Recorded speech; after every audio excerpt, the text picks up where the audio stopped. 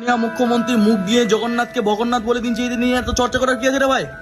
রত্নবেদীর ওপর ভগবান জগন্নাথ।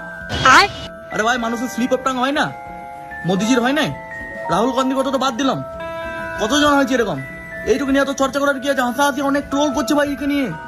ভাই মাননীয় মুখ্যমন্ত্রী বলে আমাদের ওয়েস্ট বেঙ্গলের, ইয়ার কি লয়? হ্যাঁ, কি বলেছে? ভগবান জগন্নাথকে ভগন্নাথ বলে ফেলেছে, দুটোকে মিক্স করে ফেলেছে, এইটুকুই যা। এটা নিয়ে এত চর্চা, মানে আর কোনো বিষয় নাই আমাদের ওয়েস্ট বেঙ্গলে, আর কোনো বিষয় নাই। Take it positively. দেখো, আমাদের এখন দুখানা জগন্নাথ মন্দির, একটা হচ্ছে দীঘার জগন্নাথ মন্দির যেটা নতুন হইলো, আর একটা হলো পুরীর যেটা বহুত পুরনো। এবার মানুষ কনফিউজ হয়ে যাবে। উনি জগন্নাথকে ভগন্নাথ বলে ফেলেছেন, ঠিক আছে, কিন্তু ওইটুকু পজিটিভলি হিসাবে লাও।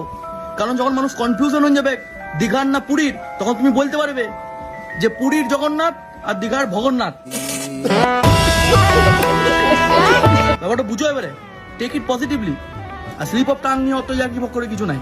তার থেকে বেশি গুরুত্বপূর্ণ দেখলে দিলীপ ঘোষ গেছিল তার বউকে নিয়ে, হ্যাঁ দেখেছিলে তো ভাই? দেখলো, ভগবান নিয়ে কোনো পলিটিক্স নাই, নিজের আস্থা আলাদা জিনিস, পলিটিক্স আলাদা জিনিস। এটা কিন্তু দিলীপ ঘোষ বুঝিয়ে দিলে সবাইকে। এটা কিন্তু ঠিক কিনা বলো তোমরা? বাট শেষে আমি একটা কথা বলতে চাই ভাই, বিয়ের পর মানুষ বদলে যায়, পাল্টান যায় ভাই, বিয়ের পর পাল্টান যায়। पार्टी बदल लिया साला।